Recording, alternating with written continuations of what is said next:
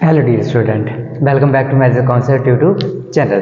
तो हम लोग अगर बात करते हैं कार्बोक्सिलिक एसिड की, अगर बात करते हैं लास्ट लेक्चर होगा समथिंग, तो इस लेक्चर में हम लोग कार्बोक्सिलिक एसिड की बची हुई रिएक्शन जितनी हमारी है वो सारी ही कंप्लीट करने वाले हैं। तो let's start the new lecture.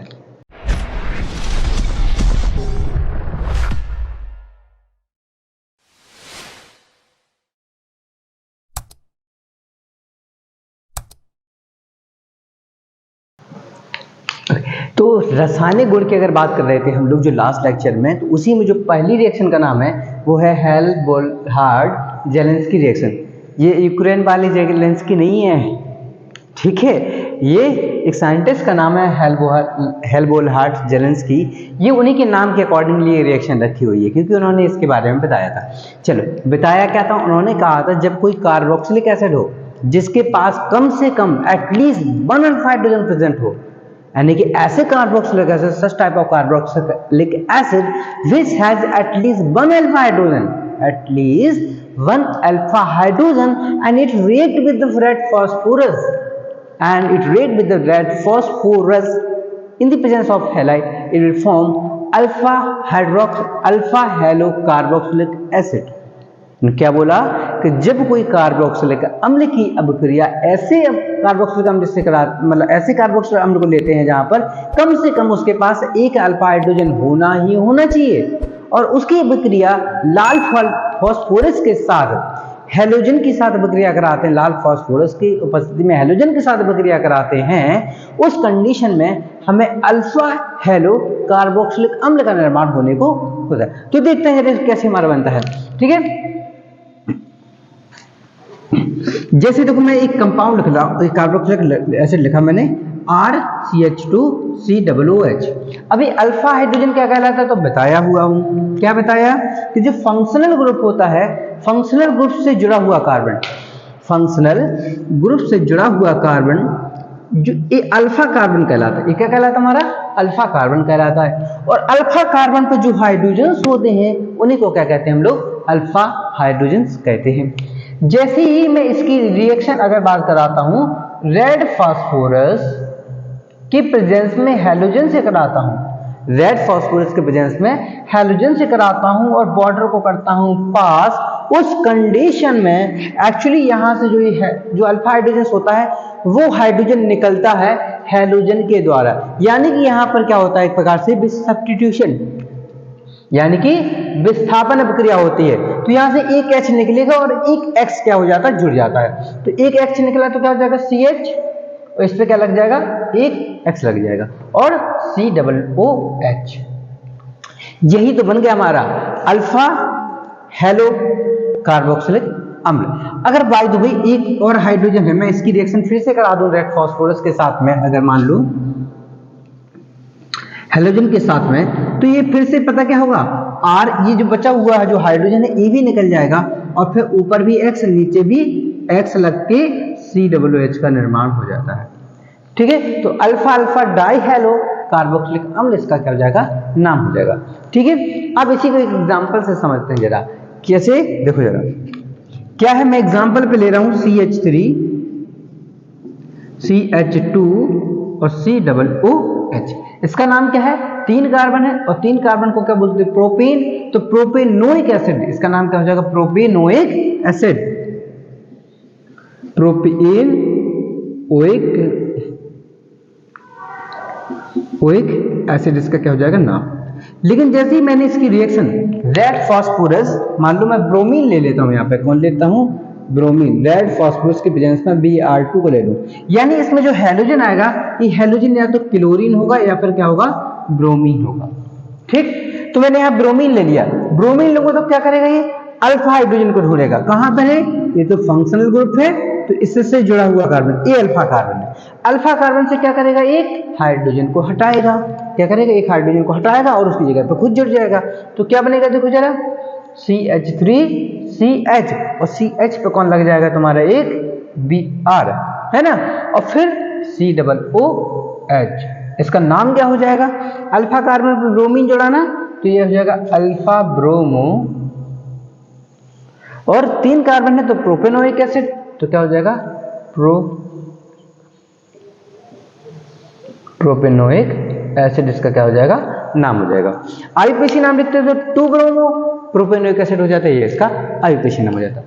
अगर हम चाहें तो एक बार और रिएक्शन करा सकते हैं रेड फास्फोरस के प्रेजेंस में, फिर से Br2 से अगर करा दें तो ये जो हाइड्रोजन बचा है ना, ये हाइड्रोजन भी यहाँ से निकल जाएगा और इस हाइड्रोजन की जगह पे भी क्या हो जाएगा, हमारा ब्रोमीन लिख जाएगा, यानी कि प्रोडक्ट जो बन जाएगा CH3CH पे Br और ये वाला H हट के भी यहाँ के लग जाएगा Br और COOH, यानी alpha alpha dibromo propanoic acid क्या हो जाएगा, इसका नाम हो जाएगा।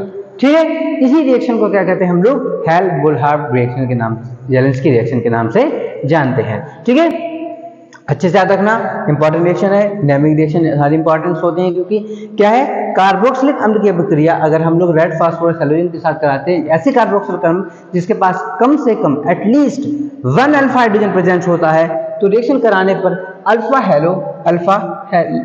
हेलो कार्बोक्सिलिक एसिड का फॉर्मेशन में देखने को मिलता है। ठीक है,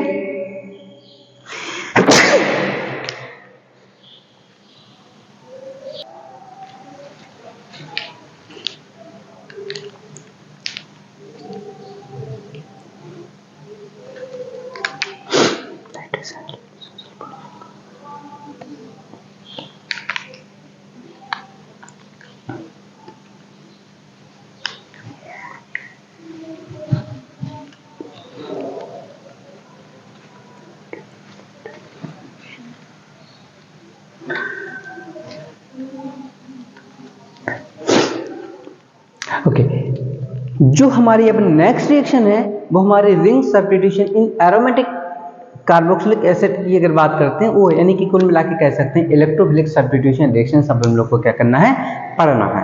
ठीक है, तो इलेक्ट्रोफिलिक कह दो या फिर रिंग सब्स्टिट्यूशन रिएक्शन कह दो, दोनों ही एक ही अभिक्रिया होती है, इलेक्ट्रॉन स्नेही विस्थापन अभिक्रिया की हम लोग क्या कर रहे हैं, बात करते हैं। ठीक है, तो किसकी बात करने जा रहे हैं, इलेक्ट्रॉन स्नेही प्रतिस्थापन अभिक्रिया। ठीक है, इलेक्ट्रोफिलिक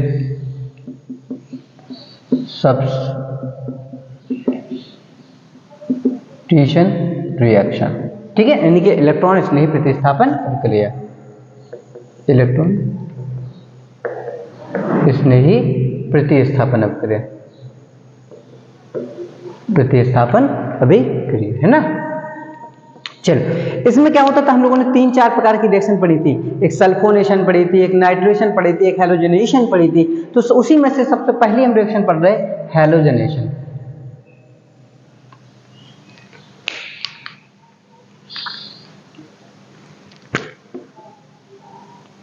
हैलोजनेशन यानी कि हैलोजनीकरण, हैलोजनीकरण क्या कहती थी, हैलोजनीकरण अभिक्रिया, हैलोजनी अभिक्रिया कहती थी। चलो उससे पहले बात तो समझो, ये क्या हमारा बेंजोइक एसिड, बेंजोइक एसिड की हमें पढ़नी है electron substitution reaction. Benzoic acid का फार्मूला क्या होता है, बेंजीन के ऊपर COOH। अच्छा, ये ऑर्थो पैरा डायरेक्टिंग होगा या फिर मेटा डायरेक्टिंग ग्रुप होगा, तो इसमें मैंने बताया था आप लोग के लिए कि ट्रिक से याद रखना आप लोग कि जब ये बेंजीन से जुड़ा हुआ कार्बन, बेंजीन से जो जुड़ा होगा इसको मान लेना X और बाकी के बचे हुए को कंपाउंड को मान लेना Y। और अगर X की इलेक्ट्रोनेगेटिविटी ज्यादा तो वो ऑर्थो पैरा डायरेक्टिंग ग्रुप होगा, और अगर Y की इलेक्ट्रोनेगेटिविटी ज्यादा तो वो मेटा डायरेक्टिंग ग्रुप होता है। तो ये तो Y पे ऑक्सीजन आ गया और ऑक्सीजन की इलेक्ट्रोनेगेटिविटी ज्यादा होती है, और जब ऑक्सीजन की इलेक्ट्रोनेगेटिविटी ज्यादा हो जाएगी तो यानी ये तो मेटा डायरेक्टिंग ग्रुप हो जाएगा। तो इस पे जो भी लोग जुड़ेंगे वो सब कहाँ जुड़ेंगे, मेटा पोजीशन पर ही जुड़ेंगे। ठीक है, तो जरा देखो, जैसे मैंने लिया बेंजोइक एसिड, क्या लिया मैंने, ये हमारा क्या है, बेंजोइक एसिड। और जैसे मान लो रिएक्शन मैंने ब्रोमीन से करा दी, यहां पर अगर मैं कह दूं तो ब्रोमीन से रिएक्शन करा दी, इन द प्रेजेंस ऑफ, मैं लेता हूं उसमें प्रेजेंस किसकी लूंगा, एनहाइड्रस FeBr3 की लूंगा। ठीक, अब इस कंडीशन पे क्या होगा, जो ब्रोमीन एटम होगा वो कहां जुड़ जाएगा, मेटा पोजीशन पे। कहां जुड़ेगा, तुम्हारा मेटा पोजीशन पे जाके जुड़ जाएगा। तो ये क्या बन जाएगा तुम्हारा COOH और मेटा पे कौन लग जाएगा, ब्रोमीन लग जाएगा। तो इसका नाम क्या हो जाएगा, मेटा ब्रोमो कार्बो बेंजोइक एसिड। इसका नाम क्या हो जाएगा, मेटा ब्रोमो बेंजोइक एसिड हो जाएगा। अगर इसी प्रकार से मैं नाइट्रेशन की बात करूं, कौन सी रिएक्शन की बात करूं, अगर नाइट्रेशन की बात करूं तो नाइट्रेशन रिएक्शन में क्या होता था कि बेंजोइक, अब यहाँ पे हम लोग बेंजोइक पढ़ रहे हैं तो बेंजोइक एसिड ही लेंगे, तो क्या हो जाएगा हमारा बेंजोइक एसिड हो जाएगा। और बेंजोइक एसिड की रिएक्शन अगर हम लोग बात करते हैं नाइट्रिक एसिड यानी कि कंसंट्रेशन HNO3 के साथ करा दें, कंसंट्रेशन HNO3 के साथ करा दें, इसमें हम लोग कंसंट्रेशन H2SO4 की प्रेजेंस भी ले लेते थे। किसकी? कंसंट्रेशन H2SO4 की प्रेजेंस भी लेते थे। होता क्या था, HNO3 टूटता था। कैसे टूटता था? तो देखो OH यहाँ माइनस और NO2 प्लस में टूटता था। कैसे टूटता था? OH माइनस और NO2 प्लस। तो इलेक्ट्रोफाइल मतलब जिसके ऊपर पॉजिटिव होता है उसे को कहते हैं इलेक्ट्रोफाइल। तो NO2 प्लस वाला है, अब की बार NO2 जो प्लस वाला है ये कहाँ जुड़ेगा? इसके मेटा पोजीशन पे जुड़ेगा। तो देखो बनेगा क्या प्रोडक्ट हमारा? ये बेंजोइक एसिड हो गया और मेटा पोजीशन पे लग जाएगा NO2, यानी कि मेटा नाइट्रो बेंजोइक एसिड। क्या बनेगा? मेटा नाइट्रो बेंजोइक एसिड, इसका क्या हो जाएगा? प्रोडक्ट हमें देखने को मिलेगा। ठीक है ना? तो ये इसकी नाइट्रीकरण अभिक्रिया कहलाती है। तो लास्ट सेक्शन हमारी कौन सी है? सल्फोनीकरण अभिक्रिया है। और सल्फोनीकरण अभिक्रिया की अगर हम लोग बात करते हैं तो ये बताता है हमें कि जब हम कभी क्या करते हैं बेंजोइक एसिड की रिएक्शन किससे कराते हैं? अगर बेंजोइक एसिड है हमारा पास COOH, इसे कहते हैं बेंजोइक एसिड कहते हैं, और रिएक्शन इसकी कराते हैं हम लोग सल्फोनिक एसिड यानी कि बनाने के लिए H2SO4 से कराते हैं। और जैसी रिएक्शन अगर H2SO4 से कराते हैं, यहाँ पे हम लोग कंसंट्रेशन H2SO4 लेते हैं वैसे तो, लेकिन जैसे H2SO4 लेंगे तो क्या होगा? ये बेंजोइक, तो बेंजोइक ही रहेगा। लेकिन जो H2SO4 होता है ये एक्चुअली टूटता है हमारा कैसा?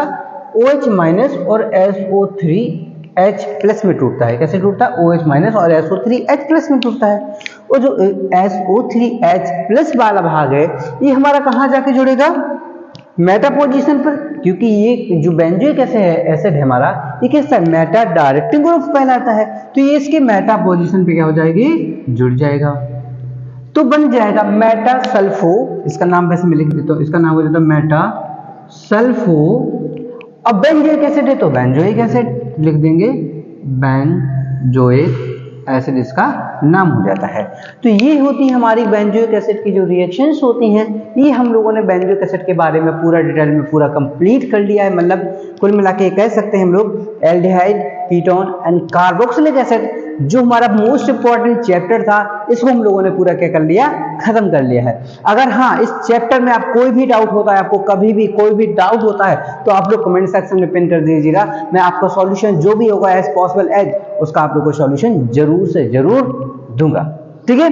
तो बाकी वीडियो को लाइक से सब्सक्राइब जरूर करते रहिए, और सॉल्यूशन कोई डाउट होता तो आप लोग कमेंट सेक्शन में पिन कर दीजिए, उसका सॉल्यूशन मैं आप लोग को प्रोवाइड कराता रहूंगा। ठीक है? तो फिर मिलते हैं न्यू लेक्चर न्यू चैप्टर के साथ। तो इसी प्रकार की वीडियो देखने के लिए वीडियो को लाइक से सब्सक्राइब जरूर करते रहिए। Okay, bye.